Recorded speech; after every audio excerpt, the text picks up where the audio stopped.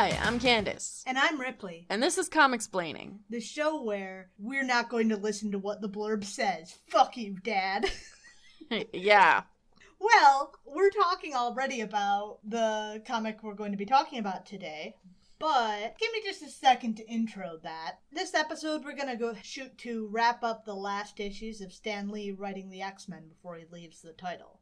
We've got 3 left. We're going to shoot to get all 3 out of the way so we can start with Roy Thomas with a clean slate. So the first of these is X-Men 17 from December of 1965. Written by Stan Lee, layouts by Jack Kirby, pencils by Werner Roth, inks by Dick Ayers, and lettered by Artie Simon. So this, for whatever reason, is one of my favorite comic covers. All red and black and white. It's very I don't know. It's striking for sure, but also on our shitty Comicsplaining monitor, it's very, very eye-bleeding. Yeah, it was already a very red cover, and now it's just incredibly bright. Yeah.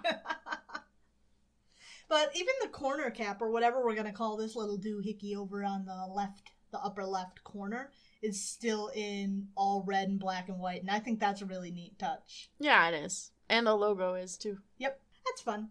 Unfortunately, we're going to have to disobey the cover blurb and reveal the ending to at least 20 living souls. You must not reveal the incredible ending to any living soul. Remember, we'll be watching you. What are Marvel, you going to do about it? I hope you follow up on that threat. Take me out. Mickey Mouse, send your lawyers. Shoot me in the fucking head. That's what lawyers do, right? Yeah. Cool. I'm pretty sure. That sounds right. So we open where we left off with the X-Men at the site of the Sentinels' ruined fortress. Several of them are injured to one degree or another. Confusingly, we immediately have backtracked on Charles's insistence that no one needed to know they were there, as they're being treated by a group of National Guard medics. I thought they were a group of, plastic army men toys. They are mostly just entirely green, including their faces. Like the army men from Toy Story. We have at least 2 National Guard medics and a bunch of plastic soldiers. But those 2 know what's up. Charles is still trying to play it off as coincidence that, again, within a day, he and the X-Men are hanging out and he's just here serving as some kind of civilian consultant. Nothing to see here. These aren't the droids you're looking for. In fact, rather than trying to prevent anyone of knowing about their presence, he is now trying to get them credit for having taken down the Sentinels, which is a pretty quick 180. That's a weird backtrack. But okay, Stan. Yep. He ponders the irony that they had to destroy the Sentinels to protect humanity, where the reason they were created in the first place was to protect the humans from them. So several of the X-Men are carted off to the hospital, Cyclops, Beast, and Iceman, and Scott thinks to himself that it would have been suspicious had the professor not insisted on that, which I don't really get. Supposedly Professor Xavier and the X-Men are unaffiliated, right? So why would he have any say in the matter? Had he not wanted the X-Men to go to the hospital, the X-Men could have just said, we're not going to the hospital. He just can't give up that ounce of control, you know? Yeah. He can't let them decide for themselves if they're going to go to the hospital or not. Unacceptable. No. So while the boys are ferried off to the hospital by ambulance, Jean and Warren see to driving the professor there, where we discover that over the course of the journey, Bobby fell unconscious and they've been unable to wake him since. The doctors are finding it difficult to figure out just how to treat Bobby given his unusual physiology, and Charles can only watch on helpless as his student just mumbles in his sleep. He then thinks to himself how he always tried to protect his X-Men, like since fucking when? Bullshit! You're the one who drafted them into the baby brigade, Chuck. That was you. Yup. No one has put them more in danger than you have, Chuck. Right. All the people that they fight, sure, they put them in danger, but you know who put them in the position to fight all of them? You. You did that. That was you. Including this. This was also you. He also seems to act like this is his first failure to protect them. Like the last arc didn't begin with them finally recovering from the last time he failed to protect them from his own personal baggage with his stepbrother. Right? But he continues with his rounds, checking on his injured X-Men. While Hank's fractures in his feet seem to be healing well, the doctor asserts that taking off his mask is something that would be useful to his treatment, which is a strange idea. What does that have to do with his feet? I don't know. That's a great question. But with the professor's cautioning on that, Beast is elected not to go along with that, Oh well, I guess his feet will only heal so well with his mask still on. Yeah. The sacrifices one must make for a secret identity. The doctor seems to be curious in general about the idea of mutation, and he also mentions that there are things that could be learned if only he knew who the parents were. Something that alarms Charles, who has apparently never thought about this. Shit, my X-Men have parents. Fuck. Oh no. Yeah. Anyway, if you're parent to an X-Men, watch out for Bald Bitch Supreme to return. He may not have good intentions. Oh no, that's the whole point of having secret identities. Not to protect me, Charles Xavier. That's a great point, actually. Like, it's so clear that he thinks that them wearing masks is to protect him and not to protect, like, their families. But he's still arrogant enough that they have to be the X-Men. Yes. Oh, it's for extra power. Oh, right, I forgot. My bad. Wait, extra starts with an E! Not if you're in the 90s. Good point, fair point. This is not the 90s. No, it's not. Speaking of parents to the X-Men, down in the lobby, Warren's method of keeping a phone conversation private is to take the phone and the receiver into the air and fly around with them. I don't think he'd be able to fly like that in an enclosed room. No. I also really am wondering why this phone cord's so damn long. Yeah. Needless to say, the nurses don't much enjoy this. They assert that it's against hospital regulations. I want to know what regulations this hospital has in place that they foresaw issues with teenage boys flying around the lobby with their telecom equipment. No flying in the lobby? Don't pick up the phone? Unclear exactly what rule he broke here, but he mentally relays to Professor Xavier that his parents left a message on the answering machine that they're concerned about him and they're headed to the school to see him. I mean, fair enough, he did leave abruptly in the middle of dinner. Yeah, that's fair, actually. Charles takes charge of the situation and dials the Worthingtons, trying to dissuade them from visiting. Despite being told not to visit due to exams, Warren's parents insist, stating that they'll only be there for a brief visit.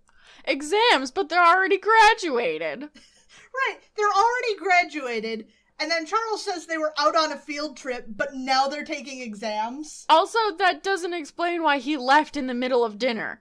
That's a great... Why are there suddenly exams? He was on school vacation. Yeah. So let's get this straight.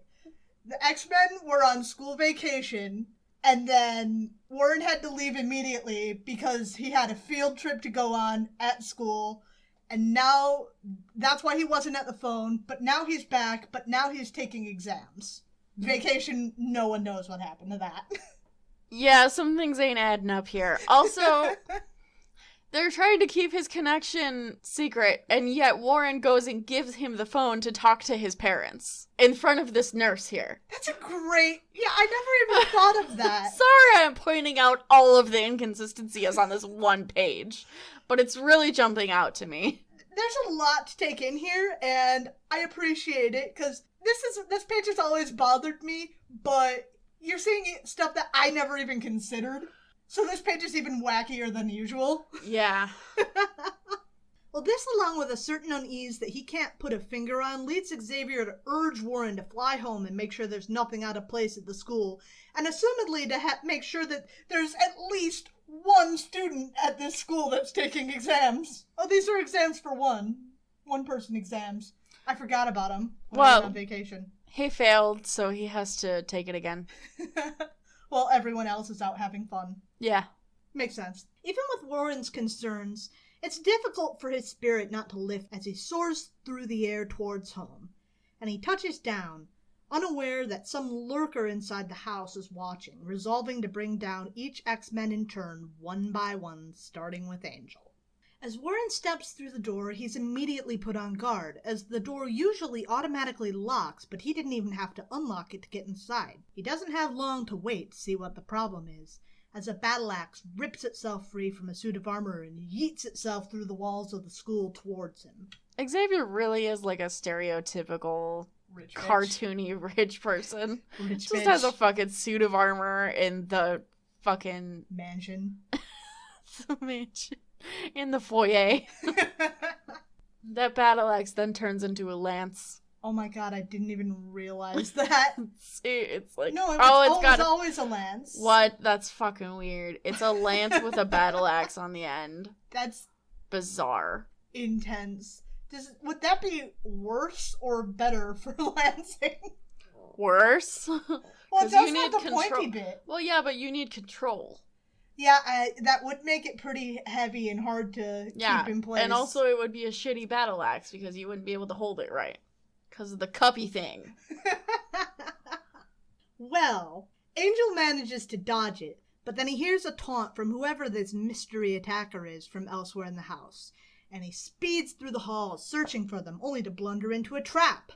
Some kind of mirrored object suddenly falls into his path, too quick for him to dodge, and Warren knocks himself out.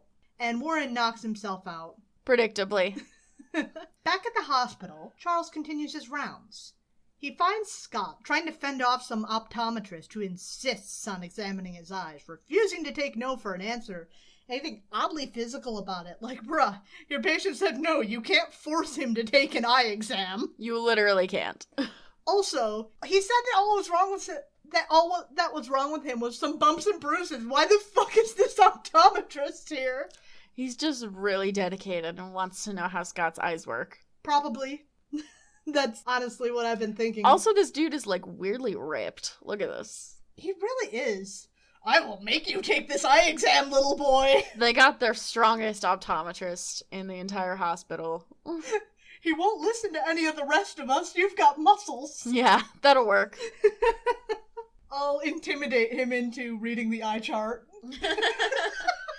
Funnily enough, later in this scene, he even states that the X-Men aren't prisoners, so I would like to know where he gets his insistence that he can do this. Scott gives a brief demonstration on what happens anytime he unshields his eyes, and this finally convinces the doctor that, okay, maybe we will skip the eye exam.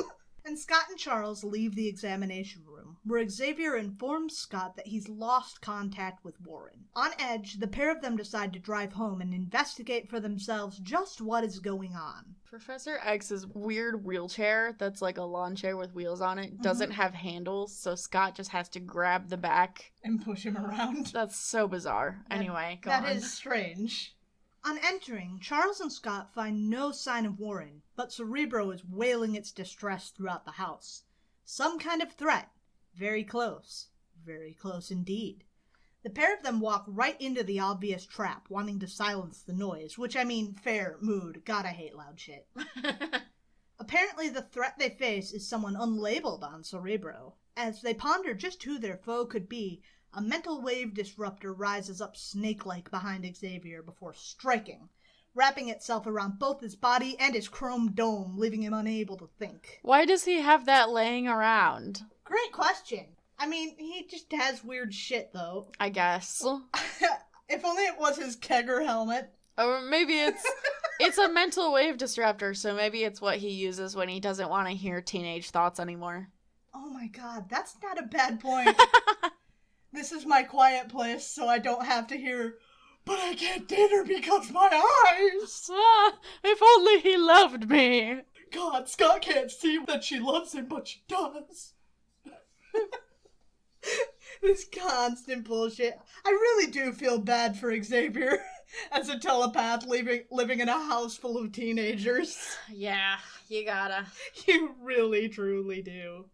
So Scott rushes to assist Xavier, but some kind of transparent shield drops between them. He attempts to blast it, but to no avail as the force is recoiled back onto him, and a moment later the room is plunged into darkness. In the dark, he tries to find his foe, but without the ability to aim, he can't hit him. However, his opponent can still hit Scott just fine. I mean, it's never been portrayed very well in the art that we've had so far, but he does have a light on his face, kind of pinpointing exactly where he is. We find that for once, spinning is not a good trick. Even spinning in an entire circle doesn't bring his foe down. He instead decides to run to turn the lights back on, but once he moves, his assailant strikes again, striking him and rendering Cyclops 2 unconscious. Fucking clotheslined him. He sure fucking did. Hit him with a stick and then just whap. Mm-hmm. Crack. So 3 X-Men down, 3 to go. Back at the hospital, we find Jean visiting Hank to check in on him. He's bouncing off the walls, quite literally. Apparently he has some kind of healing factor that has helped him to shake off his injuries, and he's fit and at his prime yet again. Jean teasingly pokes fun at Hank's excessive verbosity, and Hank calls her a wench. What? Okay. Yeah. Don't know why Hank's chosen character trait is incel. That's not an insult. That's like a dude from like the Middle Ages talking to a fucking barmaid. Yeah. Wench, bring me an ale. But neckbeards like that shit too. Yeah. Frustrated with his excess energy, and assumedly not all that jazzed about being called a wench, Jean levitates Hank to make him stop. And finally she talks her concern over how long Cyclops and Professor Rex have been missing. Hank then continues on his annoying bullshit of, just like a woman, if someone isn't fracturing your eardrums every conceivable minute, you begin to fear that something's amiss. Like, dude, enough! Oh my god. Yeah, he finally admits that something might not be quite right, though. And Hank agrees to go with Jean to check the school to find out what's going on. But first they go to check on Bobby, still unconscious. The doctor informs them that there's been no change in his condition, and the two of them set off through a window for reasons unknown. Window. The doctor even shows them to the door, and then they go jump out the window. Like, you've already been in this hospital, you've been getting treatment, you've been talking to these people. Why did you jump out the window? To save time, I don't know. I feel like it would be more of a waste of energy considering they've got so far to go. But nonetheless, the two of them make it back to the school under their own power. They enter but find that something has been done to make the hallway slick as snot, and Hank, who bounded in, can't slow down. He hurtles towards the end of the hallway where a door opens to admit him before slamming shut again, leaving Jean on her own to face their attacker. She does her best to force him back telekinetically, but she's slowly weakening. Her assailant reveals that she's been inhaling sleeping gas, and Jean finally collapses to the ground after one final admonition that they will not give up. And then there was one. Back at the hospital, Iceman's doctor, now named as Dr. John Thomas, assumedly from Anytown, USA, is called to Bobby's room. He fends off several newsmen seeking information on Iceman's identity. Dr. Thomas doesn't have much patience for it and finally makes it to the room where we find that Bobby's pulse is dropping even lower. He orders a new drug for them to try to administer, but Bobby's not doing that well. Neither are the rest of the X-Men. Back at the school, their attacker has deposited the lot of them into some sort of steel gondola hooked onto a hot air balloon of some sort, set to send them skyward until they can no longer breathe and are finally out of his hair. That's a weird, convoluted way to get rid of them. It really, truly is. Like, they're down, just pull out a gun. Just murk them. Seriously.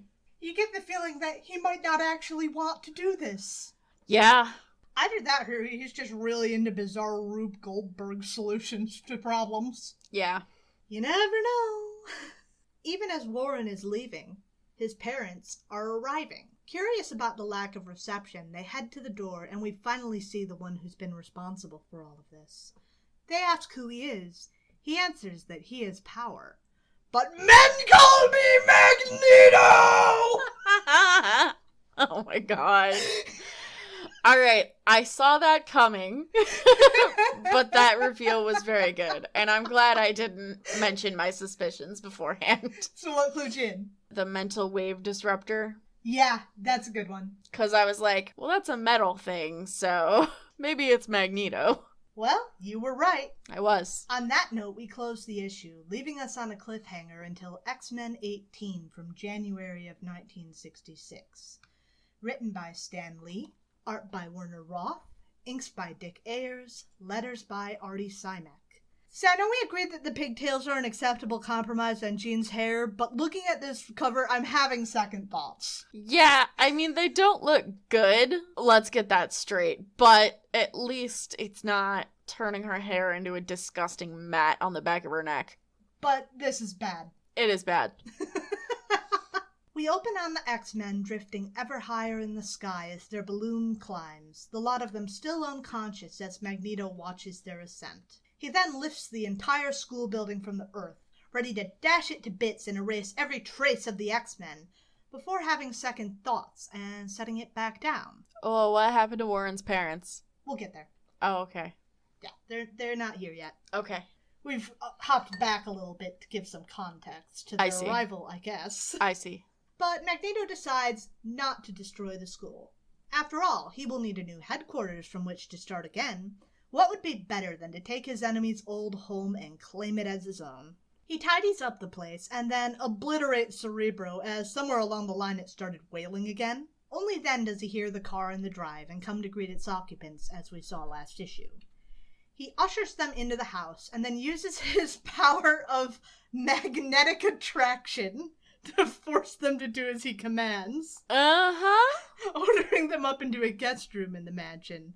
I know he can control metals, but here's where I'm going to draw the line at bullshit powers at magnetic attraction. I don't even understand how it works. I don't even know where to go with that. Also, he makes a weird face. He does. There's also an arc during the Dead Times after X-Men goes on hiatus where he manages to control people by controlling the iron in their bodies to make them do things. That makes more sense than this. Maybe that's what this is. Yeah, but he's affecting them mentally somehow, because they're like, oh, it's so kind of you to offer us your hospitality. Yeah, and he's doing the look into my eyes. Right. Like a fucking vampire. Magnetic mind control. Bullshit. It's bullshit. Magneto ushers them upstairs to the guest room, and then takes a final moment concerned about just where the youngest X-Man is before dismissing it out of hand.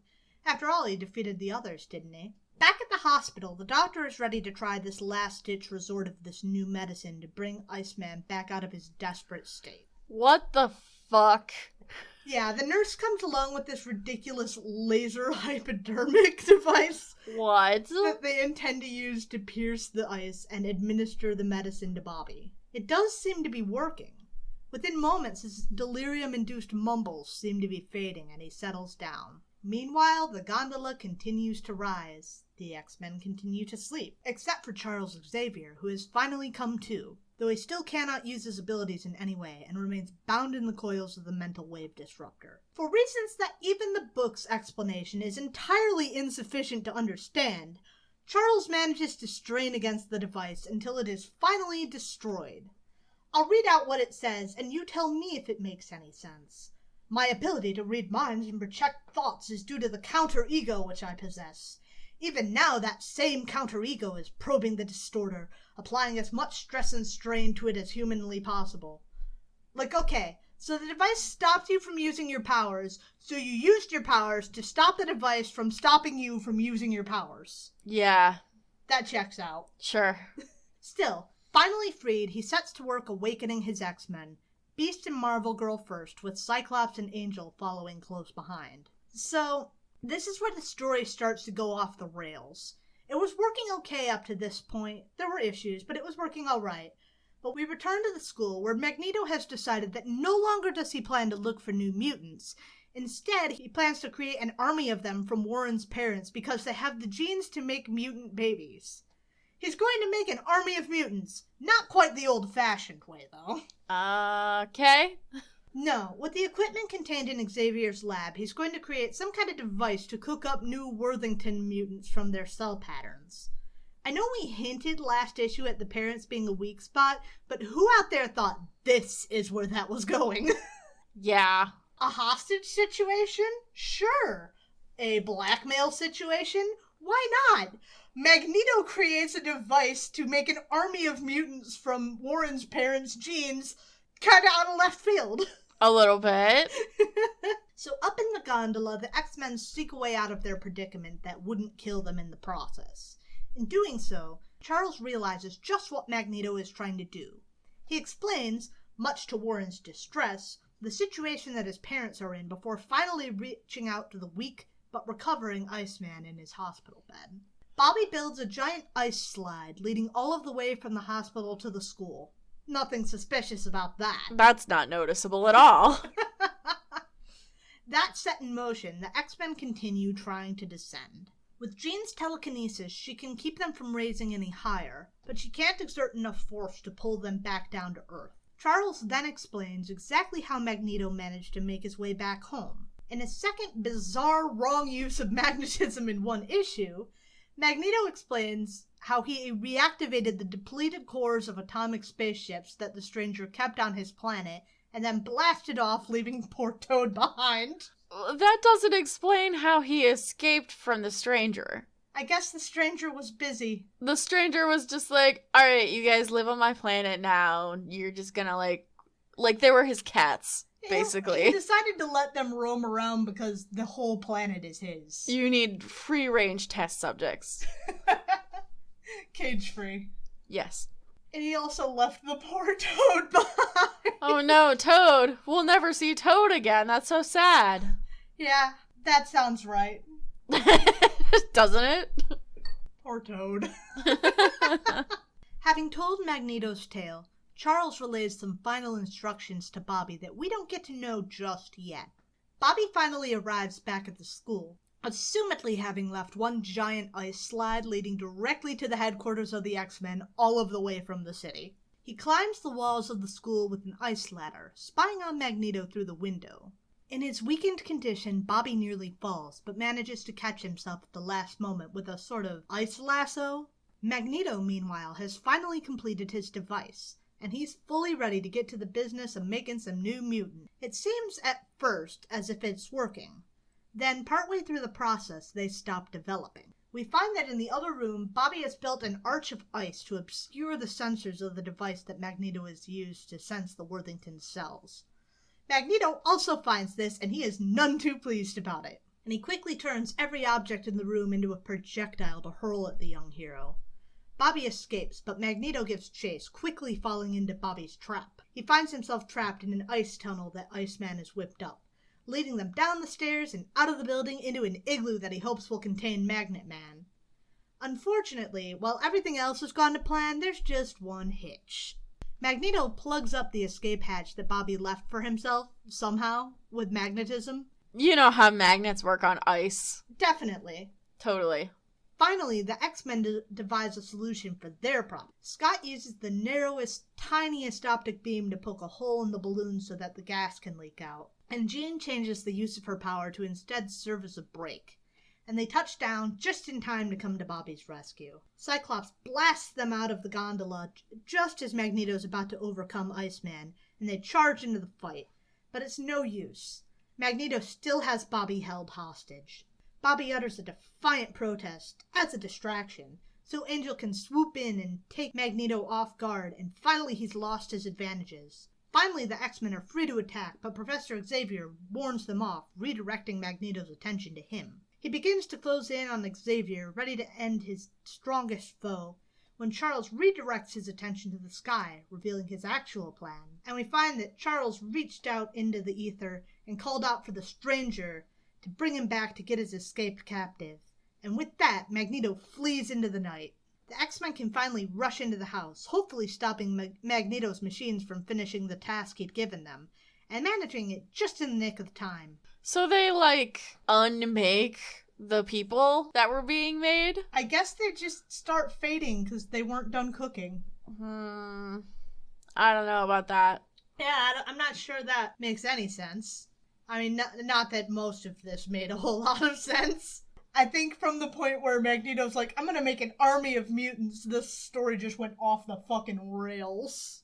Yeah, I agree. Well, anyway, the next morning the Worthingtons awaken. Apparently none worse for the wear, and having forgotten all about exams, but everyone is happy. Apart from Magneto. And maybe the Stranger. Depends on if he caught him.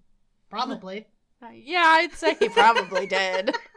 We have one more issue for this episode, for our third 3-issue episode in a row. It's been a while since we've done 3-Bs so regularly. But we're moving on to Stan's last issue on X-Men. That's going to be X-Men 19. Really, really troubled by how huge this dude's hands and feet are. There's an explanation for that. I mean, I can tell what the explanation is. It's not. Yeah, it's not, It's subtle. No. But I'm it's just worse saying. even than the person in question Yes. usually are. Yes. Well, this is X-Men 19 from February of 1966, with pencils by Werner Roth, inks by Dick Ayers, and letters by Artie Simek. We open on Cyclops running the X-Men through their practice sessions.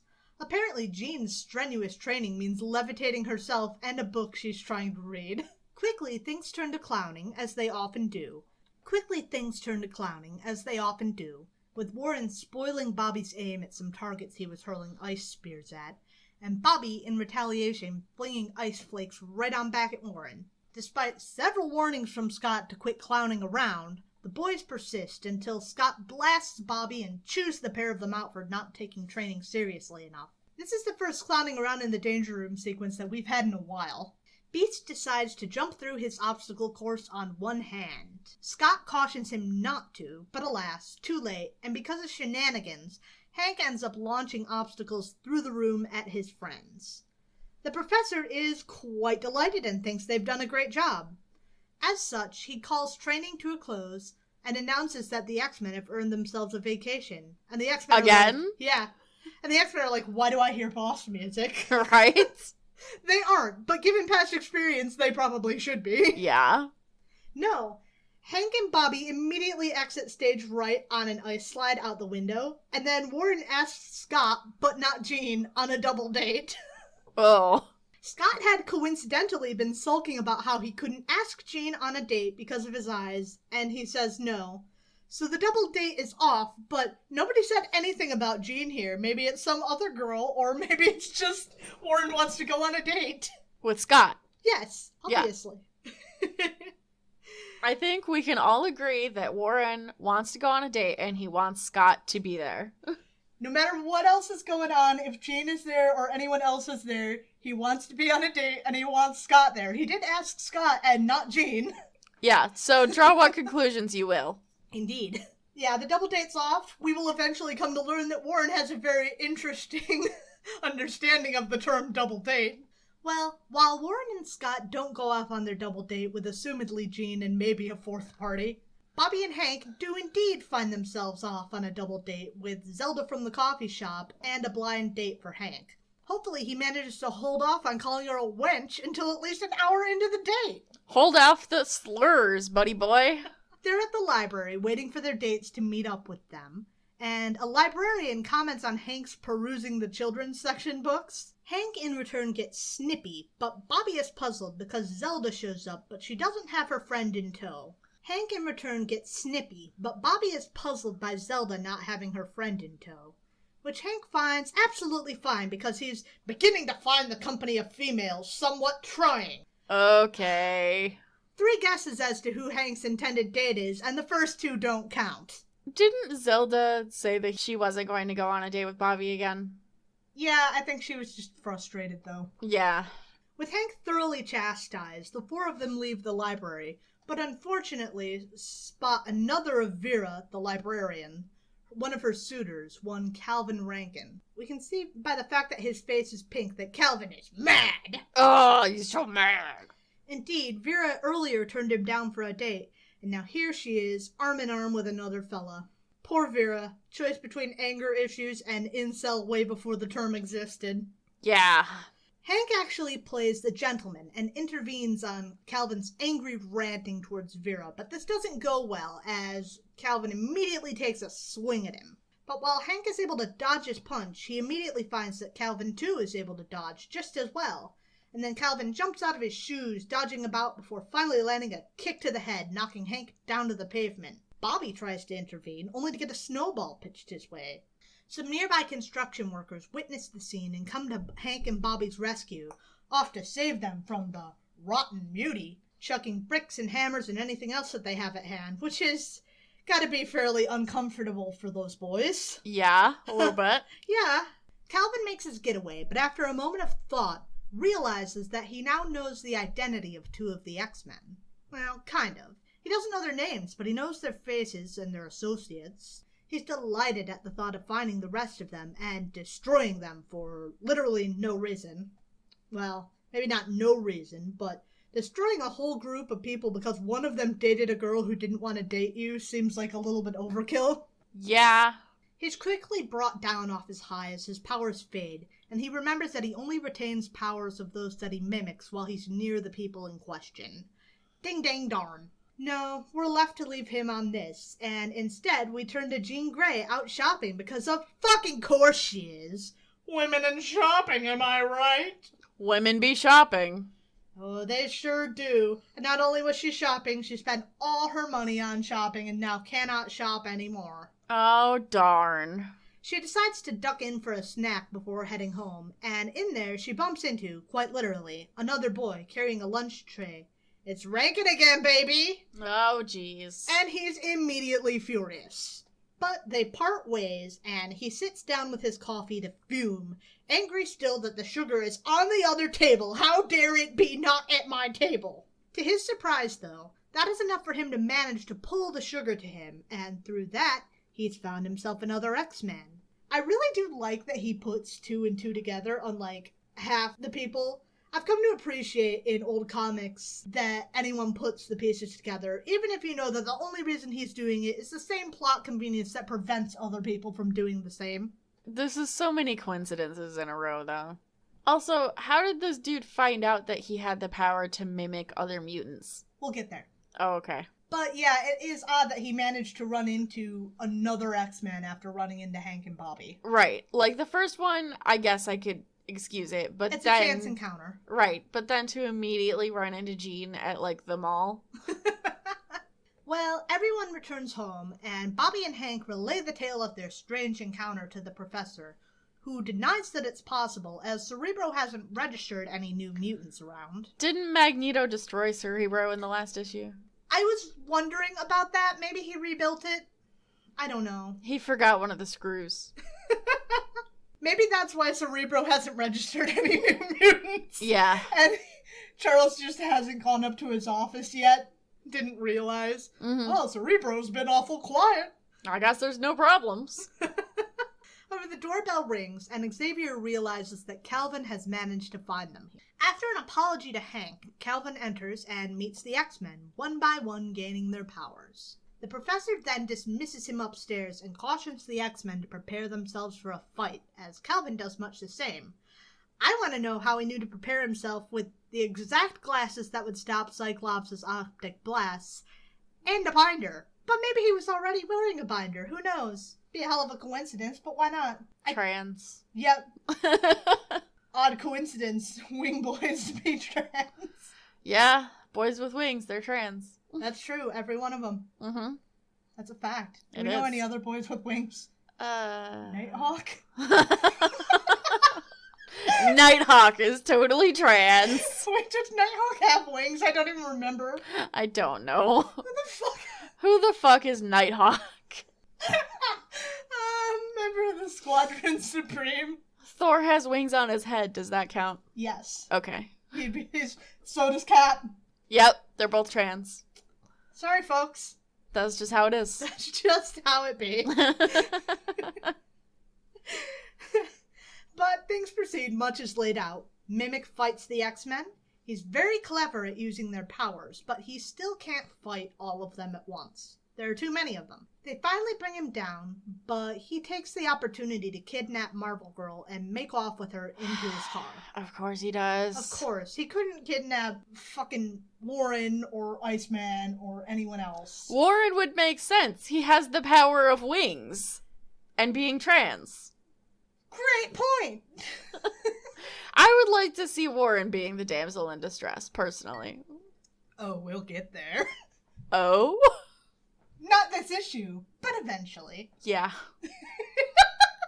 Xavier cautions them to let him go and just follow along, waiting to see where he leads them. Cyclops is angry about Jean's abduction, and he's swearing revenge should any harm come to her, but they follow along in a helicopter to a nearby mine. Mimic then settles Jean down in some living quarters within to tell her his origin story. When he was young, his father was working on some kind of equipment in his lab. Everyone's dad is a scientist. It's true. Every single dad. Yes. That's probably those construction workers' origin stories. Their dads were working in a lab and spilled some chemicals that made them super good at breaking stuff and bigotry. Yeah. Young Calvin was chided for entering when he'd been told on multiple occasions to stay out because it was dangerous in the lab. One day when his father was out, Calvin defiantly enters the lab, but accidentally knocked over a beaker, filling the room with gas. While he cleaned up the mess, in the next months he came to realize that he was able to gain the abilities of those around him. Quickly his classmates began to grow distrustful and bitter towards him, and so to protect his son, his father moved the pair of them out to this cave, and tried to build a device to help his son. However, in testing it, it kept blacking out the county, and eventually the people traced the disruptions to their source. It's pitchfork-wielding mob time! Calvin's father tried to seal off the cave's entrance with explosives, but he was killed in the blast, and Calvin was left an orphan. And so he set himself to the task of finishing the job, making it so he could keep the powers of anyone he encountered. This is quite a tale. It's a lot. It sure is. As he finishes his tale, he feels his wings beginning to sprout again, and he knows that the X-Men are drawing near, and that he can use their powers to uncover the machine. So here's a question. Out of all these powers, which of these powers is useful for boring through the earth to get to the lab? Why didn't he kidnap Cyclops? Great question. I mean, admittedly, no, Jean's got a pretty good ability to fight back. Well, I was about to say he could use, telekinesis to, move the rubble or something, too. Maybe, and Hank's pretty strong. He could pick up rocks, but, we come to see that what he wants is Cyclops' optic blast, so why didn't he just kidnap Cyclops? Yeah. Anyway, that doesn't matter. So the X-Men enter the cave, but rather than following Rankin, they, particularly Scott, are laser-focused on finding Jean. She is, of course, fine, but now they're left with the question, where's Mimic? Where is Mimic? Mimic is currently busting through the debris into his father's old lab. He quickly gets to work setting up his father's equipment so he can keep his pilfered powers. Everything is finally ready to go, and he pulls the final switch when the X-Men make their approach. I would like to know how, when Calvin was squeezing and crawling through at the end, Xavier made it in here, wheelchair and all. This is not an ADA-compliant cave lab. I guess Cyclops must have done some extra blasting or something. Nonetheless, they waste no time in fighting again, and Mimic makes for the same cheap move of grabbing a hostage, though this time it's the professor. He urges them not to fight, and instead to let Mimic win, and they do just that. Hostage in tow, Mimic activates the machine, and after a surge of energy, collapses. Charles then urges them to make haste in evacuating the lab, as it's bound to explode within moments. They all make it out in the nick of time, and Xavier explains what happened. While Calvin believed his father was making a machine to make his acquired abilities permanent, in reality he was attempting to strip his abilities away from him, believing Calvin was on a road for trouble. And now, with one more mind wipe for the road, Calvin is off on his own away. Cue Sad Hulk walking away with music. Next issue, the return of Unus, the Blob, and the mysterious Lucifer. Oh boy! Nuff said. Nuff said. So that is pretty much the end of Stan's run with the X-Men. I think, honestly, the Magneto story would have been a much more interesting story to go out on. Would have been a stronger finish. Yeah. The Mimic is kind of weird. Not bad necessarily, but weird. So, we've talked about the best eras of the comics that we're reading before, right? Indeed. I think it might be fun to talk about the worst eras. Yeah. Because, even if they're bad, sometimes they're even still a little bit fun to read because you can make fun of them. Yeah. The same way that watching a bad movie is fun. Yeah, we're actually about to be going into what I consider one of the bad periods of the X-Men. You have mentioned that before. I have. This upcoming era with Roy Thomas for a while is not very good. We get the X-Men fighting foes like the Locust, who commands an army of bugs, and the X-Men go to the library to save some guy from destroying the library because they need money for plane tickets. That is a sentence that you just said. It sure the fuck is. Or breaking off in the middle of a plot that's actively going on to have Angel have an adventure with some other guy with wings. Another boy with wings! Ooh! This goes on for quite a while. The period leading up to the X-Men's hiatus is mostly not good until it is all of a sudden very good. It being not good does kind of make sense with it going on hiatus after that. Yeah. And the period of where it was very good was not all that long, so maybe they just couldn't get the sales numbers back.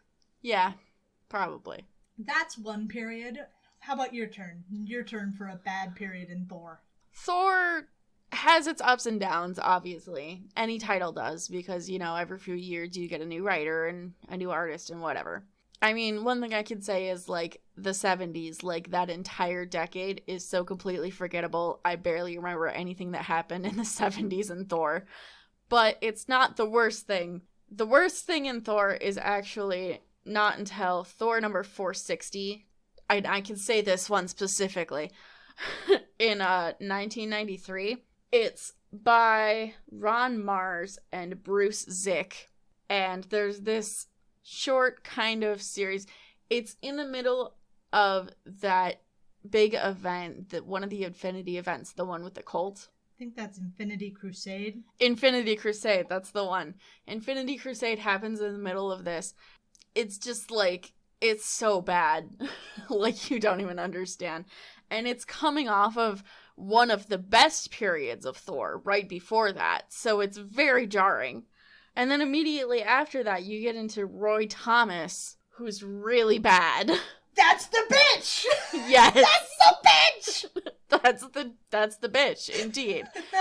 Roy Thomas's Thor is so laughably bad. Supposedly, he's one of the noteworthily good Avengers authors, but I never read his run on Avengers, and I'm very unimpressed with his run on X-Men. I haven't read any of his Avengers because his era of Thor specifically took Thor away from the Avengers, so... Oh my god. Specifically took Thor out of league with the Avengers and put him in league with the High Evolutionary, which is such a bizarre choice. Like, he showed up a few times in Thor comics before, but he was always kind of, like, uneasy allies, if not enemies. And then suddenly, Roy Thomas starts writing Thor, and suddenly Thor and the High Evolutionary are, like, bros. It's so weird. And why would they be bros? That seems like such an odd... It's weird. It's really weird. And it's sudden. And then immediately after that, there's another fucking 90s ass era of Thor where Thor just stops wearing a shirt. And he hooks up with the Enchantress. Not for the first time, but definitely the worst time. And it's just like 3 bad Thor writers back to back to back. Wow, that's dark times. So here's something weird. You know how I said the Roy Thomas period was my least favorite? Yes. Well, what happens? I went to go find the name of the person who's writing when it goes back to being good, because it went to mediocre under another writer who wasn't bad but wasn't tremendous. Arnold Drake. He was okay, but not the best. But then it went back to Roy Thomas and was suddenly really, really good. That's weird. It's bizarre. But I digress. Okay, so another bad time for the X-Men. Honestly, I find a lot of the 90s pretty forgettable. A lot of people really like that era, but I think it's very 90s. It's very, very 90s. And it's action figure-y and just built up on itself. There's a lot of power creep. There's a lot of really pointless plots. Grimdark bullshit. My god, did I ever send you... I know Age of Apocalypse is a really well-liked storyline, but I fucking hate Age of Apocalypse. There's this point in Age of Apocalypse where it's revealed that Apocalypse has a fucking mountain of bodies that ships sometimes have to worry about crashing into, like, in the Caribbean. What the fuck? It's so grimdark! It's pointlessly grimdark. There's a bad guy named Holocaust. Oh my god. It's wretched. People love it. I fucking hate it. Sounds terrible. It's bad. What about you? You have another fun bad time? So, I mean, around the same era, around 1996, there's William Messner Loebs, who is the dude who wrote the Thor who didn't wear a shirt. Yeah. Yeah, and it's just like, hang on, let me show you one of these covers. You're gonna have to show me one of these covers. I'm looking forward to it.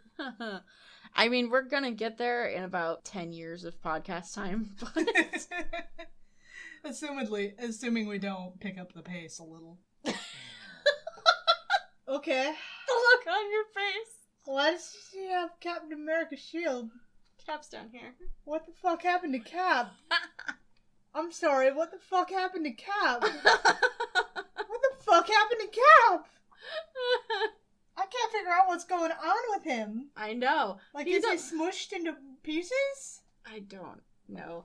It's so bizarre. He's laying on the ground, but you can see his back muscles very clearly. Or is that the ground? I thought that was, like, his head. No, this is his head right here. Right, but... Back here. Oh, what? I think that might be the ground. I don't understand anything that's happening with Cap. And why is his shield bendy? Can't draw circles. Can't draw circles. I hate that when I can't draw circles. He doesn't even look like Thor. No. He just looks like a shirtless dude. It's like, he's got Fabio hair, but... Yeah, this looks like the cover of a really, none of the really Fabio bad appeal. romance. No. Like a Fabio romance novel cover reimagined by dudes. Dude bros. Dude bros with their fucking male power fantasy. Yeah, complete with Bimbo hanging off his leg. That's the Enchantress. Bimbo hanging off his leg. Yeah. I mean, that's what she is 90% of the time because people can't write her in a good way. Oh, believe me, I get it. You know exactly where I'm going with that. I mean, the Enchantress's entire thing is that she enchants people, you know? Yeah. Like, and her entire motivation is that she wants to marry Thor so that she'll be in power. So, like, I get that it's kind of hard, especially for men, to portray that in a way that's not skeezy. Yeah. But it does help when you try. Yes. I can see what... I have a fave that I have a lot of problems with for similar reasons. Yes, I do know this. Dear Emma Frost, who I dearly love, but people do not understand with a woman who will use her sexuality, but is using it to attain her own goals and effectively using people. It's like they fail to see the power in that and instead play it off as skeevy bimbo bullshit. Yeah. When it's not. So, another We're just gonna go back and forth for like an hour talking about bad comics. We are. I mean, we could always ellipses this off and continue next time. That's true. But, so, you know how on the list of the best places to start reading X-Men? Chris Claremont? Yeah. You know where the worst place to start reading X-Men? Chris Claremont? Chris Claremont when he comes back. Oh, to boy. write Extreme X-Men Volume 1. Oh, Jesus. It's bad. There's no shading. The writing is really uninteresting. Honestly, nothing Chris Claremont's done with the X-Men since he left, before he came back. Nothing he's done since he's come back has really been all that good. And he's come back a few different times on a few different runs, but it's all been very, when is he going away again? You know, I judge artists a lot by how they choose to draw Emma. Mm-hmm. A good artist will draw a woman well. A bad artist will super over Trace porn. Well, I wasn't gonna name names. I will name names. You didn't name names, but everyone knows who you're talking about. Everyone knows. If you don't know, just Google Marvel artist who traces porn. If you don't know, you know. Yes. What else do you got? Are we gonna end up at Jason Aaron time? Yeah, that's where I'm at. That's what I was about to say, because, like, you were just talking about eras of X-Men that everyone loves and you hate. Yeah. Well, I have that with Thor. Specifically, most of Jason Aaron's run, but I'd say the worst part of it is definitely the God Butcher plot, which everyone loves and is getting adapted into a movie right now. So, I don't like it. It's more of that grimdark bullshit. It's really obnoxious. it's not good writing. And also, for a more specific reason why I don't like it, is because it's literally stolen from another plot that happened in the 80s. Or the 90s. One of the two. And no one cares about this but me. Like, Gore the God Butcher is literally stolen, almost one for one, from another character. And we're gonna get there eventually. And when we do, I will make sure to point it out. But it's so obvious. I look forward to it. So, my next one is not necessarily...